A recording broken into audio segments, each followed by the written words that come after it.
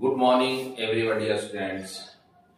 Polity में last class में हम लोगों ने देख रहे थे क्या, शॉर्ट ट्रिक देख रहे थे और यूनियन एग्जीक्यूटिव का मैं बता रहा था भाग 5 बहुत ही महत्वपूर्ण है और इसी को हम लोग शॉर्ट ट्रिक को आगे देखते हैं। लास्ट मैंने शॉर्ट ट्रिक बताए थे आप 75 और 75 में है केंद्र में भारत का प्रधानमंत्री और राज्य में है 164 में मुख्यमंत्री। नेक्स्ट फिर इसके बाद शॉर्ट ट्रिक में देखते हैं आर्टिकल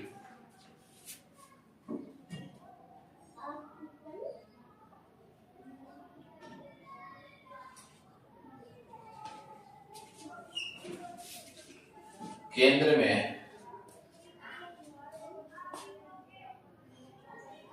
अनुच्छेद 76 केंद्र में अनुच्छेद 76 में कहा गया है भारत का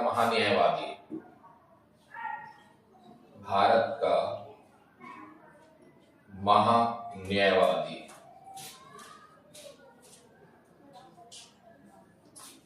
और यह भारत का महान्यायवादी भारत सरकार का सर्वोच्च विधि अधिकारी होता है और भारत सरकार का विधि अधिकारी को ही भारत का महान्यायवादी कहा गया है और यह भारत के महान्यायवादी जो है वह ब्रिटेन के संविधान से लिया गया है। तो आप इसे याद रखेंगे। केंद्र में यदि देखेंगे तो अनुच्छेद 76 में है भारत का महान्यायवादी और यदि आपको निकालना है राज्य का निकालना है तो इसमें आप 89 ऐड कर देंगे तो ये हो जाएगा अनुच्छेद 165 और 165 में क्या उल्लेख है, राज्य का महाधिवक्ता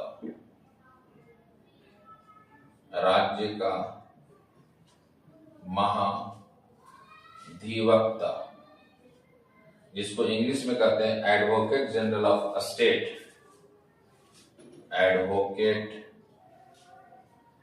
जनरल ऑफ स्टेट और भारत का महान्यायवादी को अंग्रेजी में कहा जाता है the attorney general of India.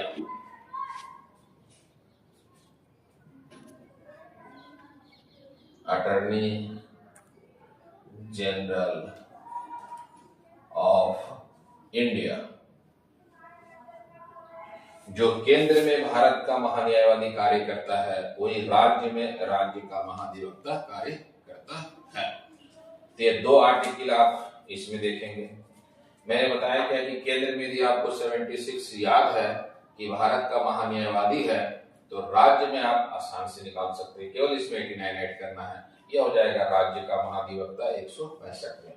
यहाँ केंद्र में सभी नियुक्ति राष्ट्रपति, भारत के महान्यायवादी की नियुक्ति कौन करेगा केंद्र में, तो राष्ट्रपति। राज्य में महाधिवक्ता की नियुक्ति कौन करेगा, राज्यपाल। जो केंद्र में है भारत के महान्यायवादी, राज्य में सेम काम है राज्य के महाधिवक्ता का। जैसे छोटा सा एग्जांपल समझाते हैं कि नरेंद्र मोदी जो है भारत के प्राइम मिनिस्टर, तो नरेंद्र मोदी के विधि अधिकारी को भारत का महान्यायवादी कहा जाता है। किसी भी राज्य में, जैसे उत्तर प्रदेश के सीएम है आदित्य योगीनाथ, उनके आदित्य योगीनाथ के विधि अधिकारी को कहा जाएगा राज्य के महाधिवक्ता। तो इसे आप याद रखेंगे, यह इंपॉर्टेंट हो गया। और दोनों ही संवैधानिक संस्था है, दोनों ही क्या है, संवैधानिक संस्था है। क्यों? क्योंकि संविधान में इन दोनों का उल्लेख मिलता है। इसके अलावा अनुच्छेद केंद्र में अनुच्छेद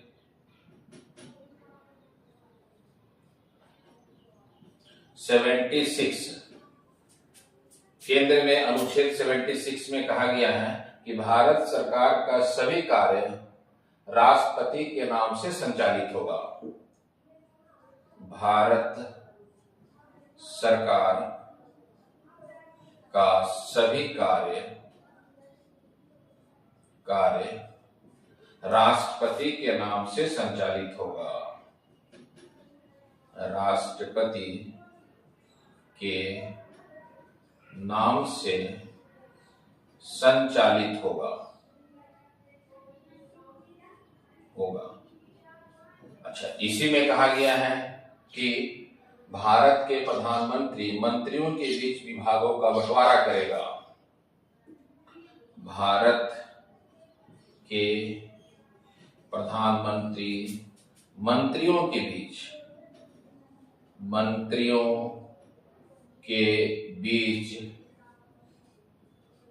विभागों का बंटवारा करेगा। विभागों का बंटवारा करेगा। कौन सा मंत्री को कौन सा विभाग देना है, यह प्रधानमंत्री के अंतर्गत आता है। प्रधानमंत्री किसी को भी कोई सा विभाग वो दे सकते हैं। और ये किस अनुच्छेद में है? 77 में है।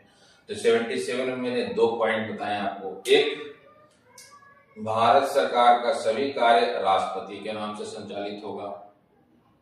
दूसरा, भारत के प्रधानमंत्री मंत्रियों के बीच विभागों का बंटवारा करेगा। सेम कंसेप्ट आप पढ़ेंगे राज्य में, तो आप इसमें 89 ऐड कर देंगे। जब आप इसमें 89 ऐड करेंगे तो ये कितना हो जाएगा? 6 और 166 हो जाएगा। तो अनुच्छेद जैसे राज्य में आपको निकालेंगे तो राज्य में अनुच्छेद 166 में वही बातें कहा गया है जो केंद्र में कहा गया है। यहाँ के लिए भारत सरकार, यहाँ हो जाएगा राज्य सरकार। राज्य सरकार का सभी कार्य राज्यपाल के नाम से संचालित होगा। राज्य सरकार का सभी कार्य राज्यपाल के नाम से संचालित होगा। राज्यपाल के नाम से संचालित होगा। ये आपका पहला पॉइंट इसमें हो जाएगा। दूसरा पॉइंट आप इसी को बोल सकते हैं कि राज्य के मुख्यमंत्री जो है वह मंत्रियों के बीच विभागों का बंटवारा करेगा। राज्य के मुख्यमंत्री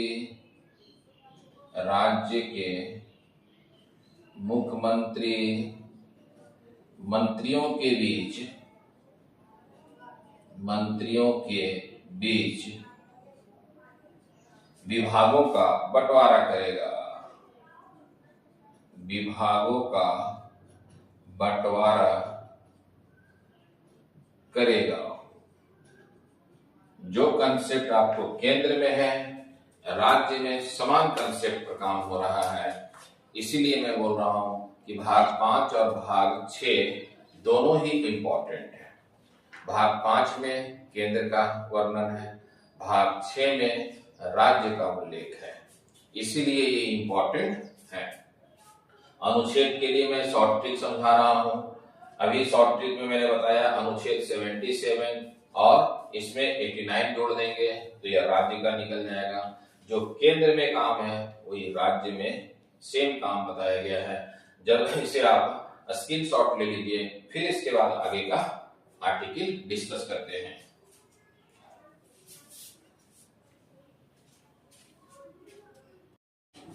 सेवेंटी 77 में हम लोगों ने देखे क्या कि भारत सरकार का जो कार्य है वह 166 में राज्य सरकार का कार्य है।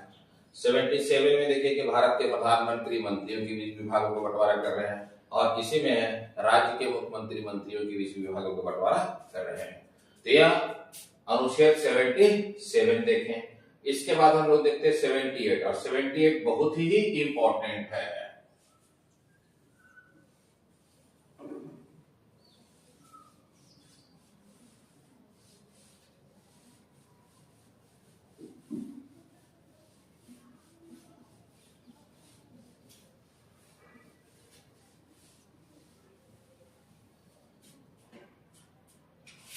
अनुच्छेद केंद्र में जैसे अनुच्छेद 78 अनुच्छेद 78 में कहा गया है कि भारत के प्रधानमंत्री राष्ट्र के विकास के लिए जो भी कार्य करेगा इसकी सूचना राष्ट्रपति को देगा। भारत के प्रधानमंत्री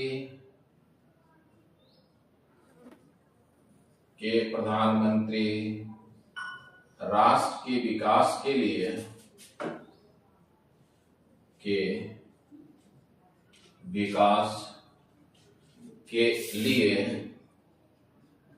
जो भी कार्य करेगा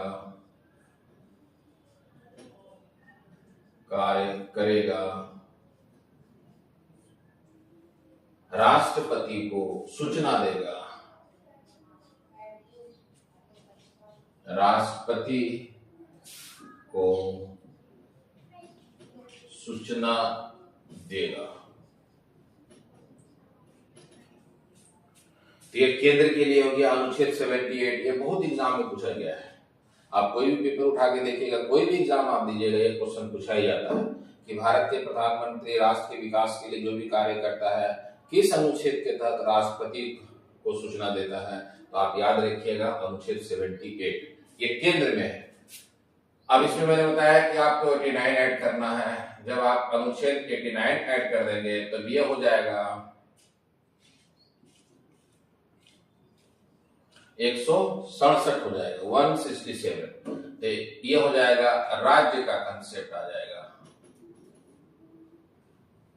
अनुच्छेद 167 राज्य के मुख्यमंत्री राज्य के विकास के लिए जो भी कार्य करेगा इसकी सूचना राज्य के राज्यपाल को देगा।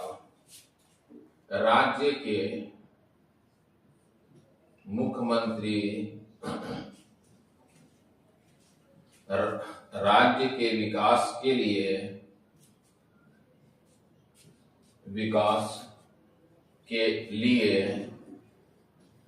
जो भी कार्य करेगा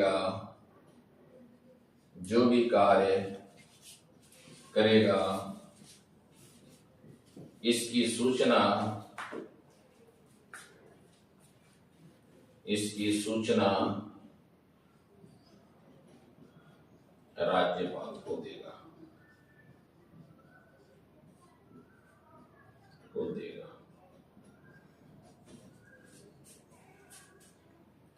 तो इसे आप याद रखेंगे। अनुच्छेद 78 में कहा गया है कि भारत के प्रधानमंत्री राष्ट्र के विकास के लिए जो भी कार्य करेगा इसकी सूचना राष्ट्रपति को देगा। सेम कंसेप्ट है कि 89 जोड़ने के बाद 167 आया और इसमें क्या कहा गया है कि राज्य के मुख्यमंत्री राज्य के विकास के लिए जो भी कार्य करेगा इसकी सूचना राज्यपाल को देगा।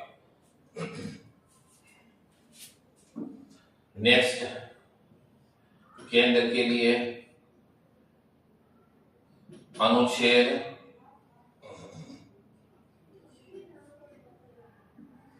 79। अनुच्छेद 79 में क्या कहा गया है कि संसद का गठन होगा। संसद का गठन किया जाएगा। संसद का गठन होगा। संसद का गठन होगा तो संसद का गठन कैसे होता है?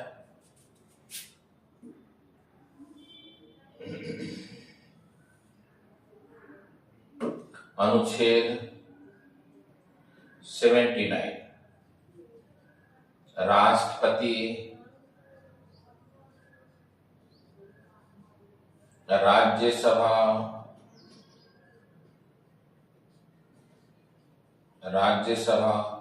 एवं लोकसभा के मिलने से संसद बनता है। लोकसभा। ये 3 पॉइंट आप याद रखेंगे। संसद का गठन कैसे होता है? अनुच्छेद 71 में कहा गया है, 79 में कहा गया है कि राष्ट्रपति, राज्यसभा और लोकसभा के मिलने से संसद बनता है। राष्ट्रपति का अनुच्छेद जो है 52 से लेकर के 62 के बीच में है और राज्यसभा के लिए अनुच्छेद है, राष्ट्रपति के लिए अनुच्छेद 52 से लेकर के 62 है। राज्यसभा का अनुच्छेद 80 है। लोकसभा का अनुच्छेद 81 है। जब हम लोग संसद पढ़ेंगे तो संसद में 1919 का अधिनियम पढ़ेंगे और 1919 के अधिनियम में ही पहली बार संसद का गठन किया जाएगा। द्विसदनीय संसदात्मक व्यवस्था लाया जाएगा, संसदीय व्यवस्था, जिसमें 1919 के अधिनियम में 2 सदन बनेगा। एक सदन का नाम रहेगा राज्य परिषद, जिसे बाद में राज्यसभा के नाम से जानेंगे, और दूसरा सदन होगा केंद्रीय विधानसभा, जिसे बाद में हम लोग लोकसभा के नाम से जानते हैं। यह क्वेश्चन बहुत जगह एग्जाम में पूछा गया है कि राज्यसभा का प्रारंभिक नाम क्या था, तो राज्य परिषद। उसी प्रकार लोकसभा का प्रारंभिक नाम क्या था, तो केंद्रीय विधानसभा। फिर जब हम लोग संसद पढ़ेंगे तो संसद बनना कब से शुरू होगा। ब्रिटिश सरकार संसद का निर्माण 1921 से प्रारंभ करेगा और 6 वर्ष लगेगा पुराना संसद को बनाने में, और इसका उद्घाटन अगस्त 1927 में किया जाएगा। उद्घाटन कौन करेगा, भारत का गवर्नर जनरल। और इस समय भारत का गवर्नर जनरल कौन है, लॉर्ड इरविन है। लॉर्ड इरविन संसद का उद्घाटन करेगा अगस्त 1927 में। पुराना संसद को बनाया किसने, तो लुटियन एवं बार्कर, 2 ब्रिटिश आर्किटेक्ट ने निर्माण किया है। लुटियन एवं बार्कर, यह नाम आप याद रखेंगे। इस तरह मैं अलग से संसद बना करके समझा दूंगा। संसद जो बनाने में, पुराना संसद को बनाने में कुल खर्च जो लगा था वो 83 लाख रुपया लगा था। और पुराना संसद जो है वह सर्किल है, कहने का मतलब है वह आपका गोलाकार है। उस पर मैं अलग से डिस्कस करूंगा। फिर नया संसद आज के डेट में बन गया जो त्रिभुजाकार है। तो संसद क्या है, लोकतंत्र का मंदिर है। संसद में कहा जाता है कि संसदीय शासन व्यवस्था में संसद सर्वोच्च है, यह ब्रिटेन के संविधान में। जबकि भारत में संसदीय शासन व्यवस्था लाया तो गया है, लेकिन कार्यपालिका, न्यायपालिका और विधायिका सभी के पावर को समाहित किया गया है। लेकिन यहाँ क्या है, ब्रिटेन के संसद में क्या होता है कि यदि ब्रिटिश संसद वहां कहा जाता है सर्वोच्च है, इसका अर्थ यह हुआ कि ब्रिटिश संसद जो कानून बना दिया आप उसको कहीं भी चैलेंज नहीं कर सकते हैं। लेकिन भारत की संसदीय व्यवस्था में थोड़ा सा अंतर है। वहां पूरी ब्रिटेन में संसद सर्वोच्च है, जबकि भारत में आप पढ़ेंगे तो संविधान सर्वोच्च है। और भारत में जितने भी अधिकारी हैं, जितने भी कार्य करते हैं, जितने भी मंत्री हैं, वह सभी संविधान के अंतर्गत कार्य करते हैं। इसीलिए भारत में देखिएगा जब कोई संसद कानून का निर्माण करता है तो उसकी समीक्षा भी किया जा सकता है।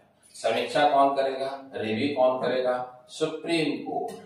और यह समीक्षा करने का जो आर्टिकल है वह सुप्रीम कोर्ट का 137 है, जिसे कहते हैं जुडिशियल रिव्यू। यह इसी को कहा जाता है न्यायिक पुनर्लोकन कहा गया है। तो उस पर धीरे धीरे डिस्कस करेंगे जो इम्पोर्टेंट है। अभी तो आप इतना याद रखें कि संसद का गठन अनुच्छेद 79 में किया गया है और यह राष्ट्रपति, राज्यसभा और लोकसभा के मिलने से संसद बना है। अब यहाँ 79 आर्टिकल है। अब इसको आपको निकालना है राज्य के लिए, तो आप इसे कुछ नहीं करेंगे, आप इसमें 89 ऐड कर देंगे। जब आप इसे 89 ऐड करेंगे तो यह हो जाएगा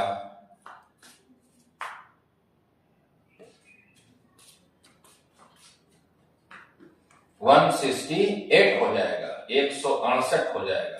और जब 168 होगा तो राज्य के लिए जब आप निकालेंगे अनुच्छेद 168, तो इसमें कहा गया है राज्य के विधानमंडल का गठन होगा, स्टेट लेजिस्लेचर का गठन किया जाएगा। राज्य के विधानमंडल का गठन होगा। राज्य में विधानमंडल का गठन होगा। जब राज्य में विधानमंडल का गठन होगा, इसमें राज्य का जब आप विधानमंडल पढ़ेंगे तो राज्य के विधानमंडल के लिए मैं इस साइड स्ट्रक्चर से आपको समझा देते हैं कि यह है अनुच्छेद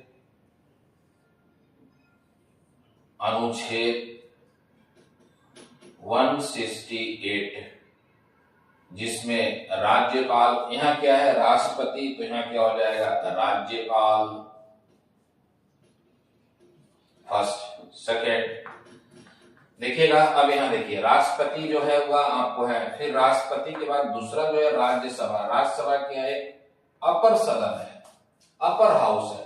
अपर हाउस के लिए 79 के बाद एक जोड़ दिया गया तो क्या हो गया है 80, और 80 में क्या कहा गया है राज्यसभा का प्रावधान रखा गया है।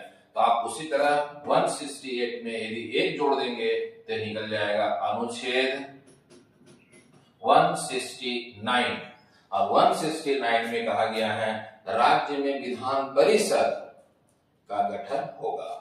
स्टेट लेजिस्लेटिव काउंसिल जो बनेगा इसी में बनेगा विधान परिषद। विधान परिषद। नेक्स्ट एक अनुच्छेद इसमें 80 में एक जोड़ दीजिए और भी तो हो जाएगा 81 में क्या है लोकसभा। तो सेम कंसेप्ट है, आप इसमें एक इसमें ऐड करेंगे तो यह अनुच्छेद हो जाएगा 170, और 170 में क्या है राज्य का विधान सभा। विधान सभा का प्रावधान है।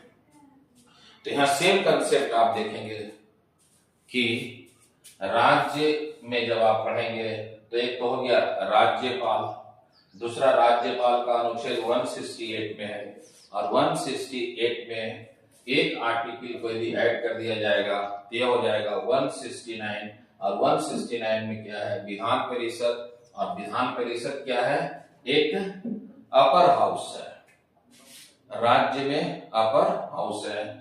इसमें आप एक और भी ऐड कर देंगे तो अनुच्छेद 170 हो जाएगा, और 170 में क्या है लोअर हाउस जैसे है, लोकसभा क्या है लोअर हाउस है, और इसमें एक जोड़ दीजिएगा 169 में तो ये भी हो जाएगा लोअर हाउस, और लोअर हाउस का मतलब है विधान सभा। तो इसीलिए आप इसमें याद रखिएगा सदन 4 हो गया, एक हो गया केंद्र में 2 सदन राज्यसभा और लोकसभा, राज्य में भी 2 सदन है, एक है विधान परिषद और दूसरा है विधान सभा। अब इसमें क्या है कि विधान परिषद जो है भारत के वर्तमान समय में 6 राज्यों में है। विधान परिषद वर्तमान समय में 6 राज्यों में है, और 6 राज्यों कौन कौन सा है वो अभी मैं आपको बता दूंगा। इसके अलावा आप याद रखिएगा कि यह बहुत ही इंपॉर्टेंट है अनुच्छेद 79 आपको याद है तो राज्य में आप आराम से निकाल सकते हो 168। अब इसके लिए क्या है कि अलग अलग प्रावधान है जो इससे जुड़ा हुआ है। भारत के किस किस राज्य में विधान परिषद है, तो विधान परिषद के लिए मैं आपको बताता हूं। जब तक आप क्या करें इसका शॉर्ट स्क्रीन आप स्क्रीनशॉट वगैरह आप ले सकते हैं।